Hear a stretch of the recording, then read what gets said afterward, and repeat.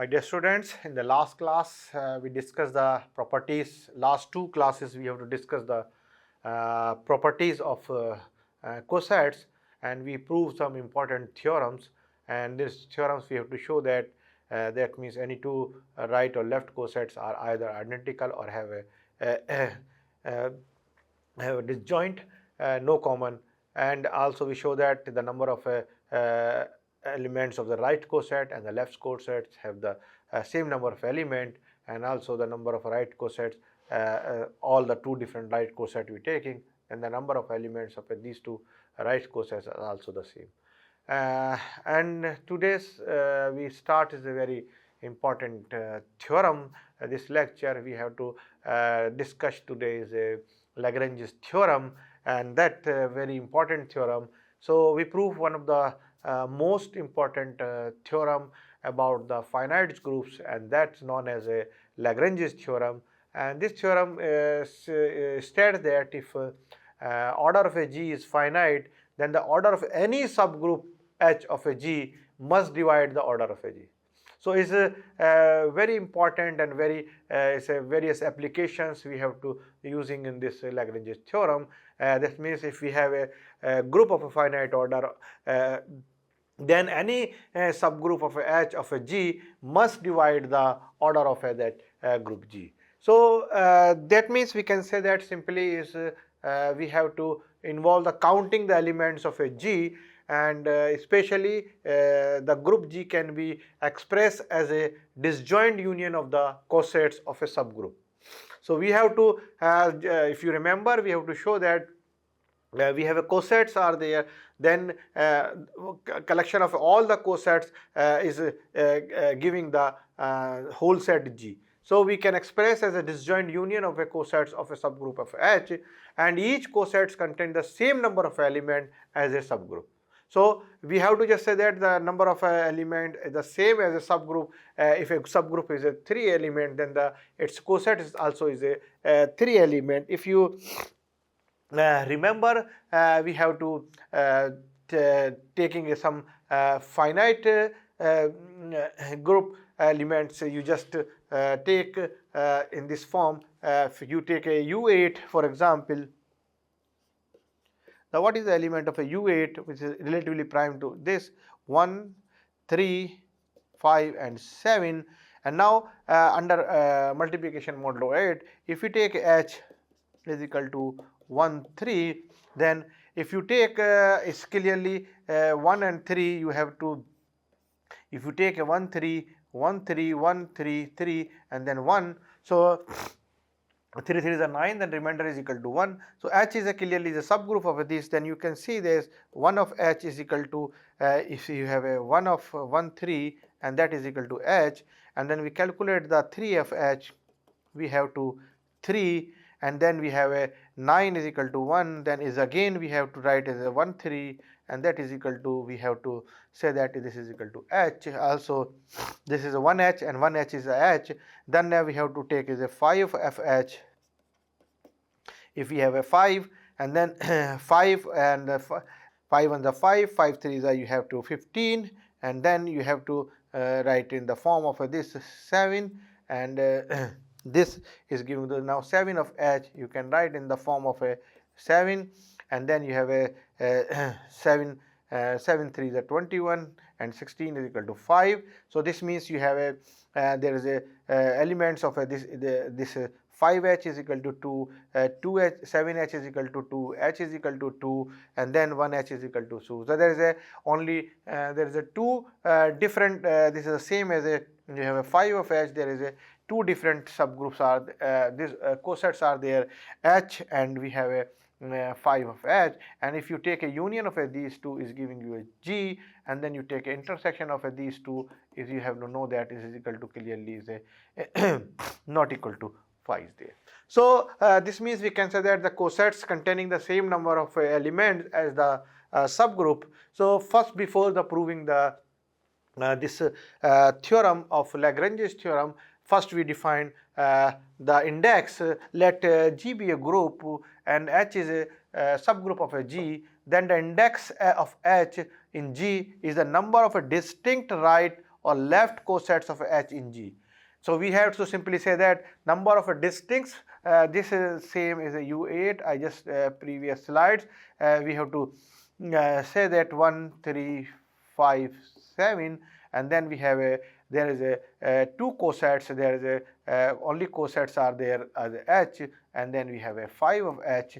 So if we take this G is equal to this, and H is, we have clearly is equal to 1 and 3. Then if we take a index of a G with H, then we have to say that the number of distinct right or left cosets of H. So there is only two distinct right and left coset. The index is equal to 2 in this case.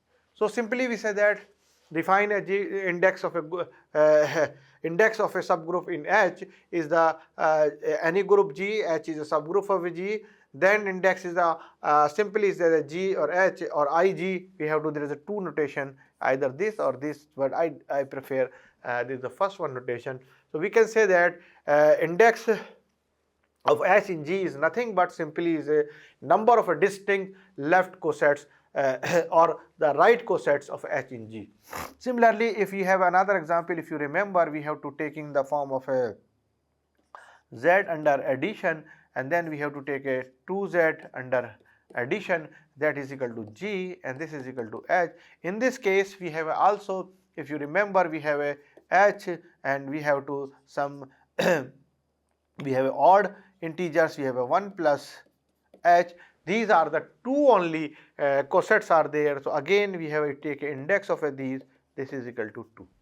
So simply we say that is the index means is there is a distinct left, or we have to say that the right, whatever this is the number of cosets, whatever the cosets is there in this, so we can say that number of a coset is called the index, distinct coset is called the index of this set is denoted by this. So if G is a finite, then we have to simply say that if you just check if G is a finite, that's we have to remark if G is a finite. This is the same example U8. If you remember, we have a element is are there 3, 5 and 7, and H is equal to, we have a element has a 1 and 3, and then the distinct coset by the definition we have to using this is equal to, we have a simply is equal to, we have a 2, and now we can say that if G is a finite, then the index of H in G is the same as a order of a G divides by order of H. So if order of a G by H, so from this you can see clearly here you have a G is the order of a G is equal to, in this case you have a 4, and order of H in this case you have a 2. So if you take a order of G over order of H, that is equal to 2, and then we can say that in the finite case this is the index of this thing. So if a G group is, if we have a group is a finite, then we can easily find the indexes in simply way. There is a number of order of a G divides the order of G by order of H, then is called is a index of H in G. So we will mostly interested in the case where this G and H index is the finite. This can be happen even order of a G is infinite, as note that a subgroup H can be a finite index in G even if both H and G are infinite. You remember there is an example, we have Z under addition is infinite, and we have a this H is equal to, we take a 2Z under addition is also is infinite. When we calculating the index of this 2 set, you know that is equal to 2. So that means we have both G and H are the infinite sets, but the index we have to finding is a finite. So that means we can simply say that we are mostly interested in the index in the case of this is a finite, and so even if we have a group is infinite and its subgroup is also infinite, then we can simply say that this index is both is also possibility is in the case of a finite. For example, this is the same example, I just write it again here. Now in this case you remember we have to find 2Z plus 0 and 2Z plus 1 are the only two cosets are there, and then only 2 cosets are there, then the index of 2z in z is clearly is equal to 2. So now another example, if you remember, we take a z6 under the addition modulo 6, and h we have to taking is equal to 0 and to 3. Now if we take a 0, if we z6 is the element, this z6 is the element of a, you have a 0 1 2 3 4 5. Now we have to calculating the s plus 0 because the binary operation is addition. Then this is giving h. Then we have a h plus 1. Then this is equal to 1. Then you have a 2. Then you have a 3. And then you have a 4. So we just I just take a h plus 0 is equal to h is equal to, you have to taking the element of a 0 and 3, and this is again clearly this form a group under the this h is clearly we have a 0 3. This is clearly form a group under the addition modulo 6. So we find the cosets clear this way. h0 is equal to, we have a 0 plus 0 is equal to 0, and 3 plus 0 is equal to 3. So this is equal to 0 and 3. Then clearly this is equal to h. Now we have to calculating the h plus 1. Then we have elements of this. We have a 0 plus 1 is equal to 1, 3 plus 1 is equal to, we have a 4. So 1 and 4 are the element of h plus 1. Now h plus 2, we calculating the h plus 2, then this is equal to, you have a h plus 2, then you have a 2 plus 5, and then 2 and 5 are there, then we have a h plus 3. If h plus 3, we have to taking 3 plus 0 is equal to 3, and 3 plus 3 is equal to 6 is equal to, remainder is equal to 0, and this is the same as you have a h. So now we have to, next is we have to calculating the form of a h plus 4, and then is equal to, you have a 0 plus 4 is equal to 4, and 3 plus 4 is equal to 5, and then we have a this is clearly, you have to just take a h 3 plus 4 is equal to 7, and then 7 is divided by 6, remainder is equal to 1, and then this is the same as we can say that is equal to 1 4, and this is the same as a h plus, as we have a h, we have a, this is the same as a h plus 1. So this is the same as h plus 1. Now rest is only the h of 5. So we take a h of we have a, I'm sorry, what is happening this, h plus 5. So h plus 5 is equal to, you have a 5 plus you have a 5 plus 8, and divided by this is equal to 2, then this is the same as a 2 and 5, and this is 2 and 5 is the same as a h plus 2. So we can calculate only the, we have a h plus 0 and h plus 3 are the same, h plus 1 and h plus 4 are the same, h plus 2 and h5 are the same. So we have only 3 distinct cosets are there. So index of this is equal to, we have to just say that is equal to 3, but this is a finite course, and this size of g is equal to, you have a 6, and size of h you have a given is equal to 2, then this is again 3. So this is verify this. So this means index of a g over index of a h in g is the same, is equal to we have a 3 different distinct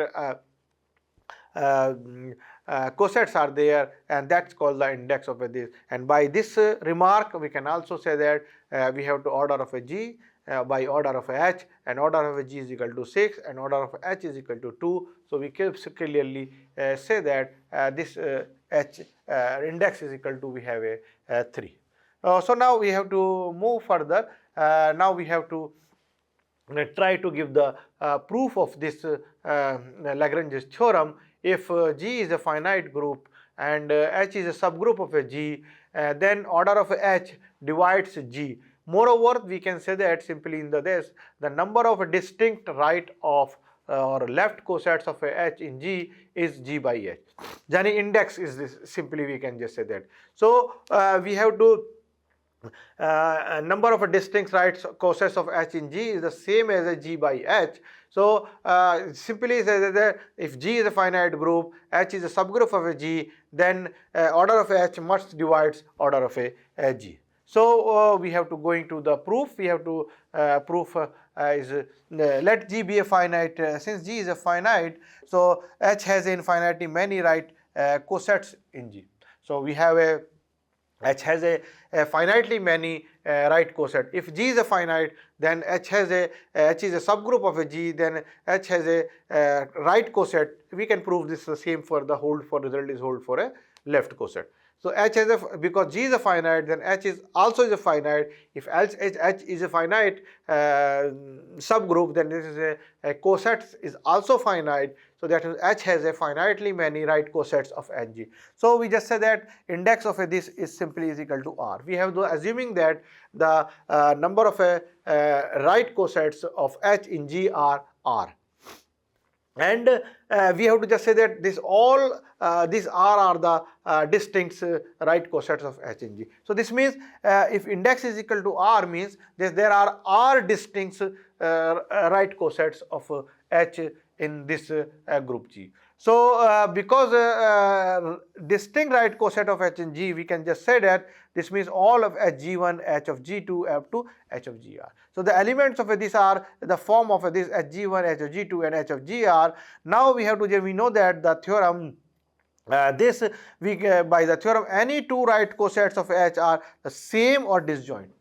Means we have any two right cosets of any is either they are disjoint or they are the same. So if any two right cosets are the same or disjoint means they are distinct, means they all are distinct, means there means intersection, there the union is giving you a G clearly.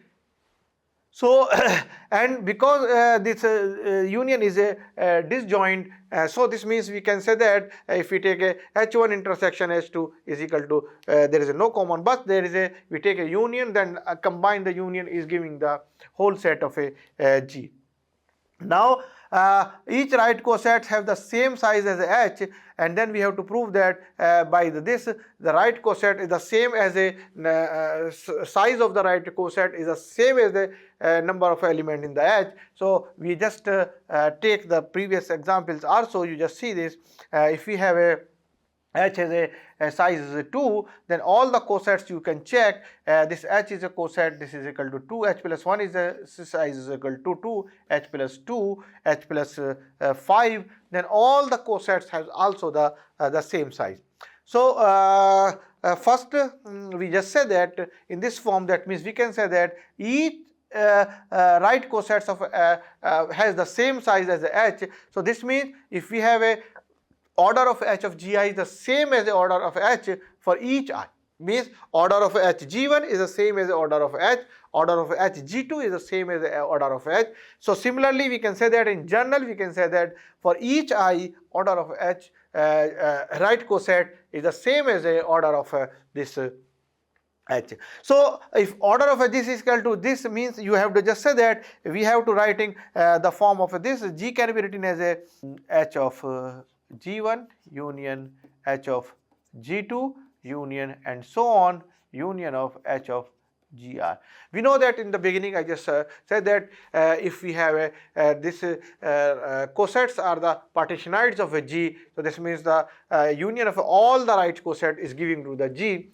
And now if we take the size of a G is nothing but is equal to, you know that if the size of a G is simple as is equal to the size of a H of G1 plus size of H of G2 plus so on size of H of Gr, then that is our total are the this form. So if order of Hg is equal to same as the order of a coset is the same as the order of H, and order of a G can be written in this form, and also we have to using this property, then this can be written as order of H, this is also the order of H. This, so do you have a total is a R summoned is there, and then we have to total is R summoned is there, that means we can say that R times of H is there, and R times of H is there means we can say that simply from here we can say the R can be written as in the form of a so index is equal to r, and r is equal to nothing but is equal to, we have a g by h is there. So proof is very trivial. We can just say that is not difficult to understand the proof of this. Then we can show that order of h must divide the order of g in this case. So proof is very trivial. We have to using the these two properties, and any cosets are partitioned of a g. So we have all the because of the all the distinct right cosets. So we have at r distinct right coset, we have to choosing this form, and then we take h because g is a finite, so h has n many finite right cosets. Suppose we assuming that there are r distinct right cosets are there. If there are r distinct right cosets are there, then the index of h in gr is equal to r, and if they are distinct, then we have to write the h of g1, h of g2, h of gr, and then by the theorem any two right cosets of h are either same or have a disjoint. So this means have no common element. Then we have a g can be partitioned into the h of g1 union h of g2 and so on. And also if h of g is partitioned into this form, then the size of a g is the same as the size of h of g1 plus size of h g2 plus size of h gr. And also we have a result that size of a coset is the same as the size of a subgroup. So size of HGI is the same as the size of H for each I. Then we use this property, and then we have to ultimately writing this. This is the same, and then we have to writing this R summand of a because we have a total is a h r times is there. So r times of a order of a h, then we can say that r can be written as a order of a g divided by order of h, and order of a g by, if we have r is equal to this, r is nothing but is equal to, we have a index of h into g, so g by h, and then we have to say that this complete the proof of the Lagrange's theorem. So this proof is not very difficult, but is a very trivial proof. You can just say that, and easily you can understand the proof of this. We can simply prove in this way. So we have to just remark, we can write in the remark in this frame, Lagrange theorem show that both the order and the index of a subgroup of a finite group of G are divisor of G. So Lagrange's theorem is saying that both order and the index of a subgroup of a finite group G are divisors of this order of a G. And now we have to example just U8. We have to discuss this in the beginning, and then G is equal to U8 1 3 5 7, and this here there are the clearly you have to just say that is equal to 4 and 2. Then clearly hence order of a h is equal to, then the 2 divides 4 clearly, because 2 can be written as some integers time, 4 can be written as some integer times of a 2, and so this is 2 divides 4. So and the number of left cosets are is equal to 2, and then this is equal to same we have to calculating this form. So by the if we have a G is equal to U8 and H is equal to 1 3 is a subgroup of these, by the Lagrange's theorem we can say that this order of H must divides the order of a G, and order of H is equal to 2, order of a G is equal to, you have a 4, so that means 2 must divides 4. So this means if we have a 2 must divide the 4, then we getting is equal to 2. So index of this set is equal to 2. So by this thing. Now another example, if you remember this non-abelian group, we have a S3.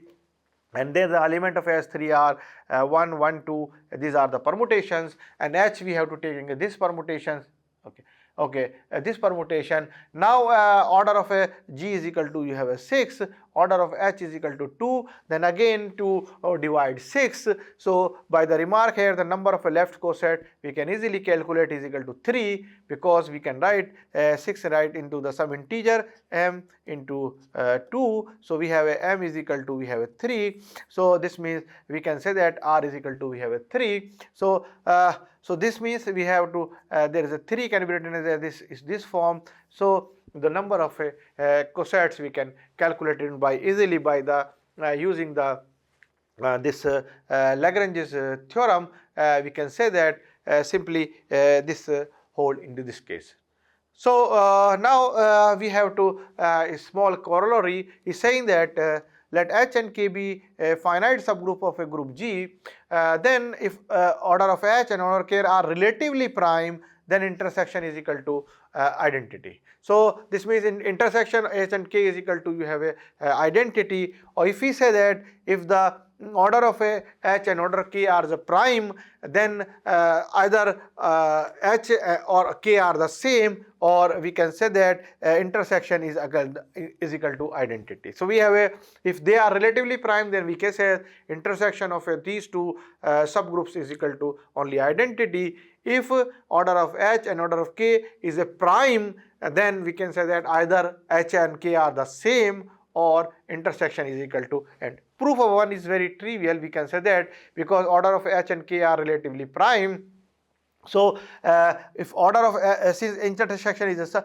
you know that H is a subgroup of a G and K is a subgroup of a G, then we can simply say that H intersection G is also is a H intersection K is also is a subgroup of a G. So H intersection is a subgroup of a G and this is a clearly H intersection K is a subgroup of both H and K, and if this is a subgroup, H intersection K is a subgroup of a H and also subgroup of a K. If it is a subgroup of a H and K, because H intersection is a subset of a H intersection is a subset of a K, and also this means H intersection K is a clearly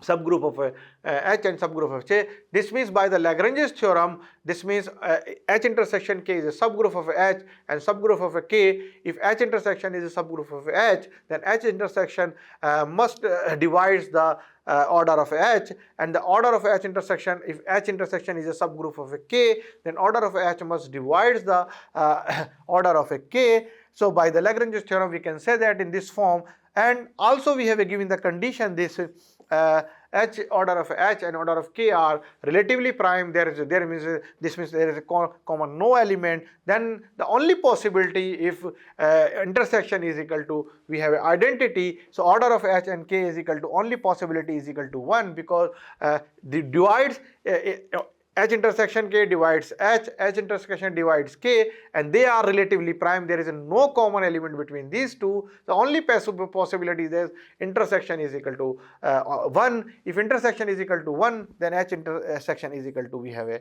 identity. So this means we can simply say that intersection of this is equal to identity. This completes the proof of the first part. Now second part is said that if we have a H, now this is again we have to check the we have to give in this order of H and order of K is equal to P, and now you know that H intersection K is a subgroup of a H and subgroup of a K also. Then order of a H must divide the order of a H. Intersection is defined order of a H, and intersection of order of a H intersection K must divide order of H and also must divide the order of a K. So but order of these two are P, then the order of intersection either 1 or P only possibility is there. So if we define this, the either intersection is equal to 1 or intersection is equal to P. If intersection is equal to 1, by the first case we can say that in this case H is equal to identity. Now if intersection is equal to P, then the second case, if intersection and is equal to P and then order of H and order of P, K is also P, then only possibility are there, H and K are the same.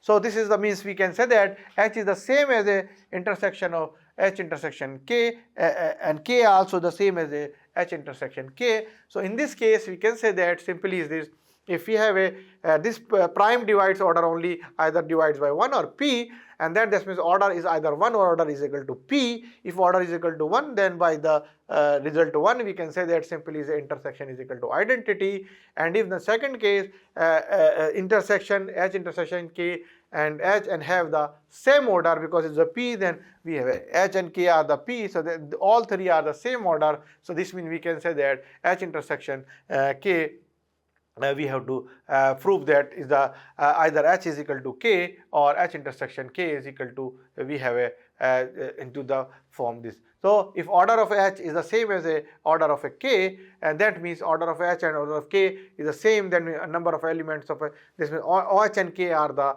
same, exactly same. So we have to just say that this complete the proof of this result. And now we have to I have to stop this up to this corollary to this lecture. Now we have to continue in the next class some more applications of this Lagrange's theorem and try to prove some results or some problems also. So I hope you understand this Lagrange's theorem. Proof is very trivial, and this last corollary is also very trivial. If we have say that this finite groups, so this Lagrangian theorem is very important in the case of a we have to using some more application in the form of a finite groups. But in the next class, after some one or two properties of a Lagrange's theorem, we have to discuss about what can we say that about the converse of this Lagrange's theorem. So today is enough. Thank you.